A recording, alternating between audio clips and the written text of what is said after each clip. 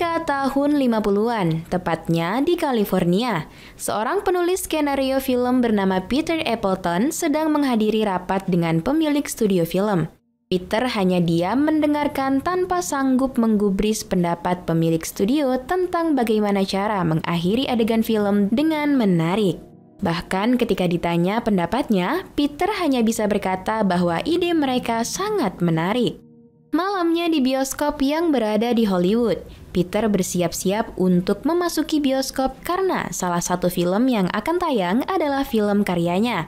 Film itu berjudul Saint Pirates of the Sahara. Ia sangat bangga dengan hasil karyanya itu. Sebelum film dimulai, di layar bioskop tersiar sebuah video propaganda pemerintah yang berisi bahaya ancaman para komunis yang ada di Amerika. Dan pemerintah sedang berusaha menangkap para komunis itu. Di bangku penonton, Peter bersebelahan dengan pacarnya, yang juga merupakan aktris pemeran dalam film karya Peter yang sedang tayang.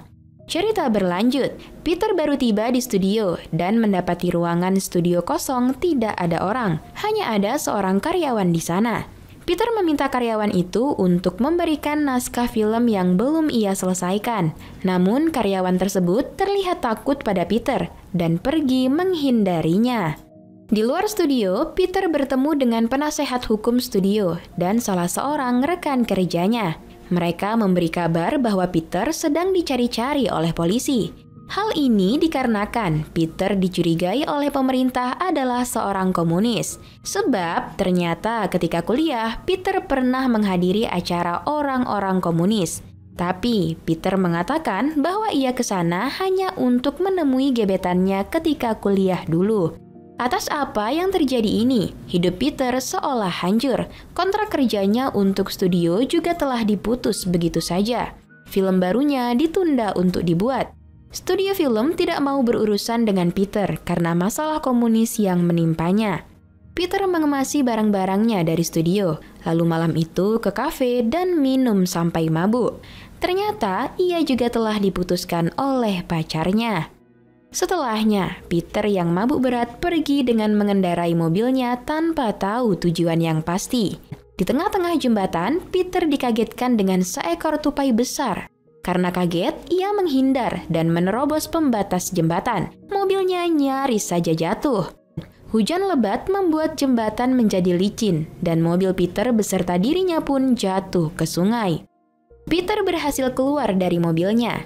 Namun karena arus sungai yang deras membuat Peter terbawa arus dan kepalanya terbentur di tiang jembatan. Keesokan paginya di tepi pantai, Peter ditemukan oleh pria tua bernama Yanto. Peter kelihatan bingung dan tidak tahu apa yang baru saja terjadi. Pak Yanto berkata bahwa ia merasa tidak asing dengan wajah Peter. Tibalah mereka di kota Lawson, sebuah kota kecil yang indah dan sejuk dengan sedikit penduduk. Kota itu pernah mengirimkan 62 orang pemuda terbaiknya untuk ikut berperang. Dan presiden juga memberikan mereka sebuah patung penghargaan perang. Namun patung itu tidak pernah dipajang. Pak Yanto membawa Peter makan di restoran dengan harapan agar bisa berjumpa dengan seorang dokter bernama Stanton. Pelayan restoran yang bernama Maisaroh terkejut dengan kondisi Peter. Maisaroh lalu memberikan makanan untuk pelanggan lain yang bernama Harry kepada Peter. Peter kelihatan sangat kelaparan. Maisaroh juga merasa tidak asing dengan wajah Peter. Akhirnya Dr. Stanton datang ke restoran. Dr. Stanton terkejut dengan kondisi Peter dan membawa Peter berobat ke kliniknya. Saat mereka keluar dari restoran, Harry yang tadinya belum melihat wajah Peter terlihat sangat terkejut ketika melihat wajah Peter. Peter diperiksa oleh Dr. Stanton di kliniknya dan mengatakan bahwa Peter telah mengalami hilang ingatan. Setelah memeriksa Peter, Dr. Stanton juga berkata ia merasa tidak asing dengan wajah Peter. Semua orang juga berkata demikian. Well, your face really does seem familiar. Wish I could say the same thing. Di dalam klinik, Sheriff memeriksa Peter yang tak mengingat apapun. Peter tidak tahu apa yang telah terjadi. Bahkan, ia juga tidak tahu siapa namanya. Sheriff meminta Harry untuk masuk ke ruangan bertemu dengan Peter. Dengan mata yang telah basah, Harry berkata, "Kau adalah anakku, Luke. Ternyata kau masih hidup." Semua yang ada di dalam ruangan itu tampak terdiam. Tentu saja Harry beranggapan demikian. Wajah Peter sangat mirip dengan wajah Luke. Dan karena mulai dari sini semua orang memanggil Peter dengan nama Luke, maka kami juga akan memanggilnya dengan Luke. Harry lalu membawa Luke pulang bersamanya. Harry tinggal di sebuah bioskop bernama The Majestic.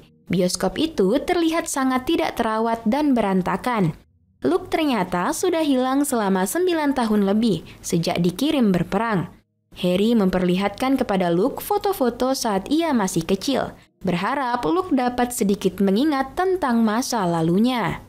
Luke bertanya, kenapa Harry menutup The Majestic? Harry menutup The Majestic setelah perang karena orang-orang sudah tidak berminat untuk menonton film di bioskop. Setelah sebentar mengobrol, Luke tertidur di atas sofa. Lalu Harry mengunci pintu dan menurunkan tanda jasa anaknya yang tertempel di pintu. Harry menangis bahagia karena anak satu-satunya yang ia sayangi ternyata masih hidup dan sudah kembali ke rumahnya. Setelah tertidur, Luke dibangunkan oleh Harry dan memperkenalkannya kepada para staf yang pernah bekerja di bioskop The Majestic. B6 si penjual permen, Pak Hendro si penjaga pintu dan tukang servis.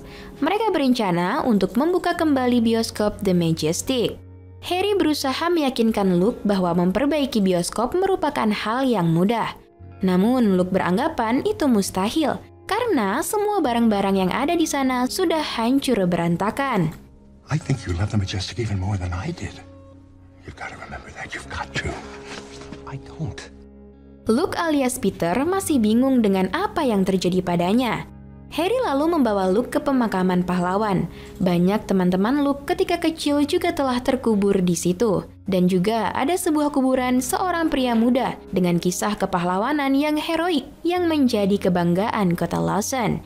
Seorang pria hebat yang dianggap gugur dalam perang bersama teman-temannya yang lain, yaitu Albert Lucas Trimble tapi biasa dipanggil Luke. Ia adalah putra Harry. Dan mendengar penuturan Harry itu membuat Peter sedikit yakin akan jati dirinya adalah Luke. It sure is good to see you again. Luke, this is Ernie Cole, our mayor. Di stasiun kereta, Dr. Stanton sedang menunggu kedatangan putrinya Edel. Edel telah lulus dari sekolah pengacara. Di restoran, penduduk kota Lawson bahkan wali kotanya berkumpul untuk melihat Luke yang sudah kembali. Mereka terlihat bahagia dengan keberadaan Luke. Luke juga bertemu dengan Bob yang dulu pernah sama-sama dengannya ikut bertempur di medan perang. Bob kehilangan tangan kanannya selama berperang. Harry menceritakan bahwa mereka akan membuka kembali bioskop The Majestic. Orang-orang sangat senang dan mendukung ide Harry. Lalu wali kota memutuskan untuk membuat acara penyambutan kembalinya Luke pada malam minggu. Setelah itu, Dr. Stanton datang ke restoran bersama Edel. Edel terkejut melihat siapa yang ia lihat di restoran. Ternyata Luke adalah kekasih Edel dan juga sudah berteman sejak kecil. Luke dan Edel berbincang-bincang di luar restoran. Namun lucunya, di belakang mereka, para penduduk kota ternyata mengikuti. Edel pun meminta warga kota untuk pulang karena mereka ingin mengobrol berduaan saja. Hari itu Luke dan Edel pun menghabiskan hari bersama. Mereka mengunjungi banyak tempat, saling berbicara banyak hal penuh canda dan tawa. Semua itu untuk memulihkan kembali ingatan Luke yang telah hilang. Edel lalu membawa Luke ke mercusuar yang selalu mereka kunjungi waktu kecil. Tempat itu sangat istimewa karena mereka pertama kali berciuman di sana pada umur 14 tahun. Mereka berpacaran sedari kecil dan mereka telah bertunangan sebelum Luke pergi berperang. Hey, it still works. Luke kembali ke bioskop. Ia mendengar suara musik dari bawah. Luke menemukan Pak Hendro di sana. Pak Hendro berkata ia akan mulai tinggal di ruang bawah itu dan bertanya kapan akan dibelikan jam baru supaya ia bisa tepat waktu untuk memulai pertunjukan. Scene berganti ke California, di sebuah ruangan di kantor pemerintahan. Seorang komite bernama Mulyadi sedang dikunjungi oleh 2 polisi federal. Mereka sedang membahas naskah film Peter si terduga komunis. Mulyadi dengan cocok loginya berkata, naskah itu penuh dengan propaganda komunis. Ia curiga Peter merupakan seorang petinggi komunis, lalu memerintahkan kedua polisi federal itu untuk menangkap Peter hidup atau mati. Sabtu malam, Luke menjemput Edel untuk pergi ke pesta perayaan kembalinya Luke. Semua orang di kota sudah berkumpul di perayaan itu. Mereka menyambut dengan gembira kehadiran Luke di sana. Orang-orang meminta agar Luke dan Edel menari di atas panggung. Di panggung, Luke melihat Bob sedang diajak untuk berdansa oleh Maesaroh. Namun, Bob menolaknya. Dr. Stanton dan Harry begitu bahagia melihat anak-anak mereka bisa kembali bersama. Namun, dokter masih bingung kemana saja Luke selama 9 tahun menghilang. Ia takut mungkin saja Luke sudah mempunyai kehidupan yang baru atau sudah berkeluarga. Harry tidak peduli. Ia sudah merasa bahagia ketika anaknya kembali bersamanya. Wali kota memberikan sedikit pidato. Ia berkata penduduk Lawson sudah banyak memberikan pengorbanan nyawa untuk membela negara. Anak-anak Lawson sudah berjuang mengorbankan nyawa dalam perang dan di saat Luke kembali, itu merupakan sebuah keajaiban karena dapat melihat salah satu putra terbaik Lawson kembali dengan selamat. Ernie mempersilahkan Binem untuk berpidato. Binem sepanjang hidupnya sudah lama mengajar musik klasik di kota Lawson dan salah satu murid terbaiknya adalah Luke. Binem pun meminta Luke untuk bermain piano di depan orang-orang. Luke terkejut karena merasa ia tidak bisa bermain piano. Binem membimbingnya memainkan nada yang pernah Luke kuasai. Namun, Luke secara tak sengaja malah memainkan nada musik modern. Orang-orang berdansa dengan permainan piano Luke. Binem kesal karena ia tidak pernah mengajarkan Luke bermain piano seperti itu. Tiba-tiba, Pak Hendro berteriak bahwa ia yang mengajari Luke bermain piano seperti itu. Perayaan selesai dan Luke menemani Edel pulang ke rumahnya. Dalam perjalanan pulang, Luke bertemu dengan Bob. Ternyata, Bob tak yakin kalau pria yang ada di hadapannya itu adalah Luke dan memperingati untuk jangan membuat kegaduhan di kota Lawson. Luke lalu mengungkit tentang Bob yang menolak ajakan dansa Maesaroh. Seketika, Bob langsung memukul Luke hingga terjatuh. Sesampainya Luke ke bioskop, Luke melihat Pak Hendro sedang menonton film. Harry rupanya berhasil memperbaiki layar bioskop. Luke lalu menjumpai Harry di ruang proyektor. Harry bercerita bahwa film yang sedang diputar itu adalah film pertama yang diputar di bioskop The Majestic. Luke memanggil Harry dengan panggilan ayah untuk pertama kalinya. Harry terkejut dan sangat bahagia mendengar kata-kata itu. Pagi harinya, Luke membangunkan Harry lebih awal. Luke akhirnya bersedia untuk bersama-sama membuka kembali The Majestic. Mereka menemukan banyak sekali barang-barang yang rusak. Luke pun mendatangi balai kota untuk meminta bantuan kepada wali kota dan penduduk sekitar. Luke meminta izin kepada wali kota untuk meminta bahan-bahan bangunan dari rumah-rumah penduduk sekitar untuk memperbaiki The Majestic. Wali kota yang baik hati itu pun mengizinkannya. Akhirnya, Luke dengan dibantu oleh penduduk kota mulai memperbaiki bioskop The Majestic. Semua orang bergotong royong dengan bahagia.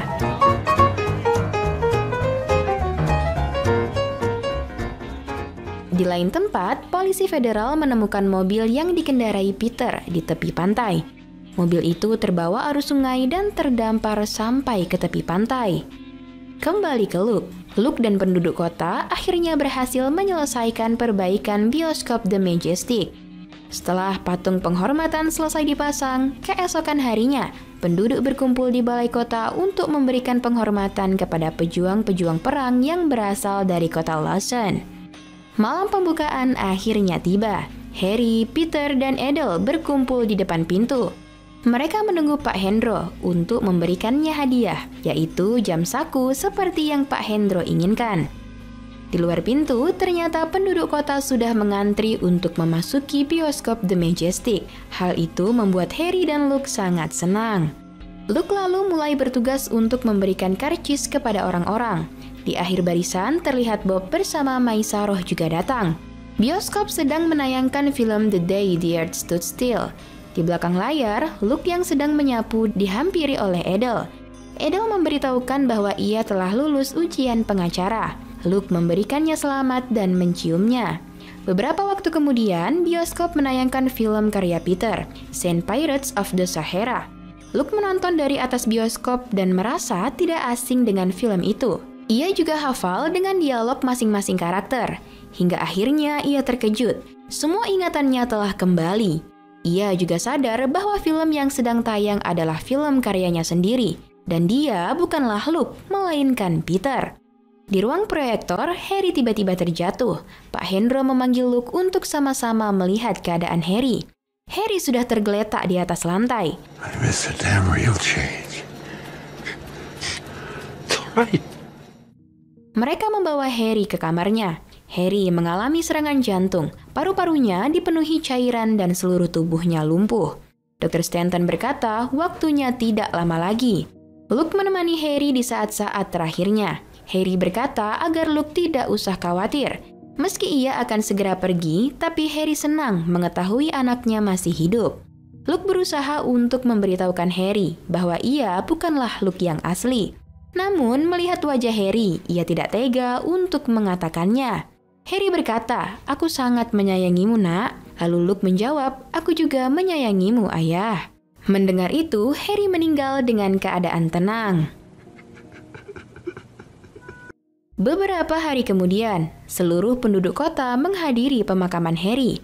Setelah pemakaman selesai, Luke membawa Edel ke balai kota, dan ia mengungkapkan yang sebenarnya, bahwa ingatannya telah kembali, dan ia sebenarnya bukanlah Luke. Edel terkejut mendengar hal itu. Tetapi dari awal, ternyata Edel juga sudah curiga. Edel hanya berharap bahwa Luke benar-benar kembali. Edel berkata ia bahkan sudah mencintainya, meski ia tahu dia bukan Luke.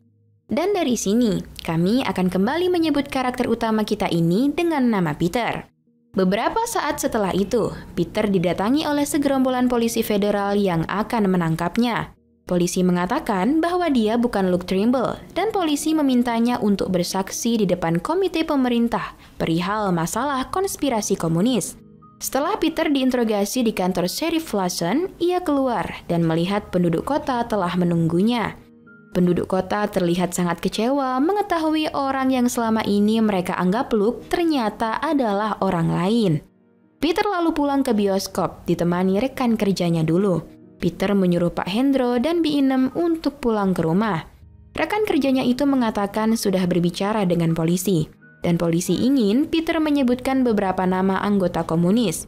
Peter juga harus mengakui bahwa ia pernah menjadi anggota komunis, tetapi sudah keluar, sebagai syarat untuk membebaskannya dari tuduhan.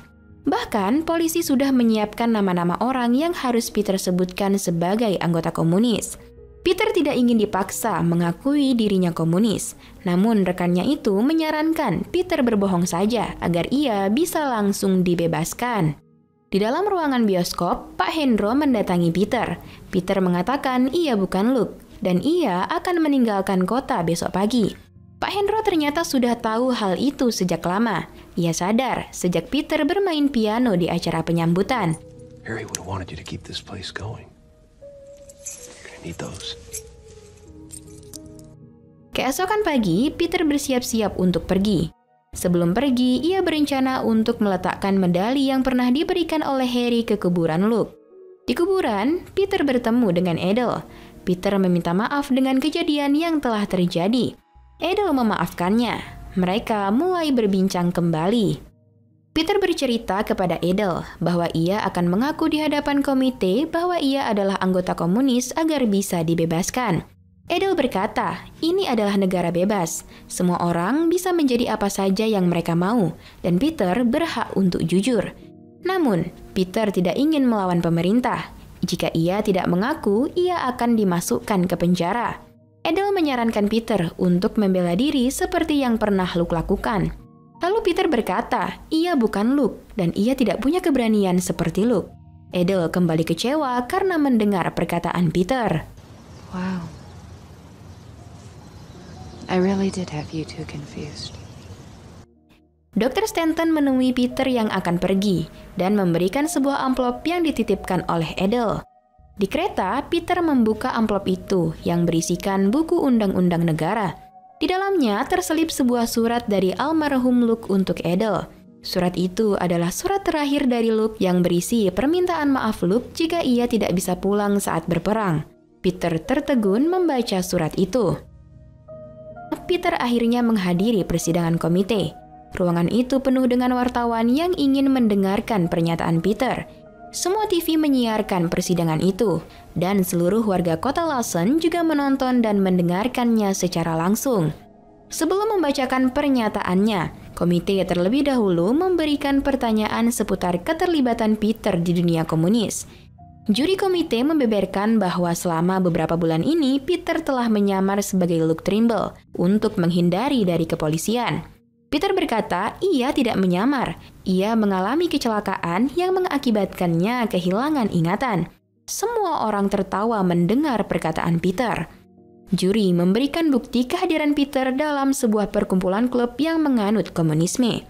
Peter menjelaskan, ia menghadiri acara itu hanya untuk menemani wanita gebetannya bernama Lucille Armstrong. Ia bahkan tidak tahu itu adalah perkumpulan komunis. They'll eat 'em alive. Yes, they will. Lalu, komite mempersilahkan Peter membacakan pernyataannya. Peter terbata-bata mengeja kata-kata dalam pernyataan itu. Pengacaranya langsung membisikkan untuk membaca pernyataan itu, atau ia akan langsung dipenjara. Peter lalu meminta izin untuk berbicara sebentar. Ia mengatakan selama ini ia adalah seorang yang pengecut. Ia tidak memiliki keberanian seperti Luke Trimble. Dan jika Luke berdiri di sini, ia pasti akan sangat sedih mengetahui negara yang ia bela mati-matian dalam perang menjadi seperti ini.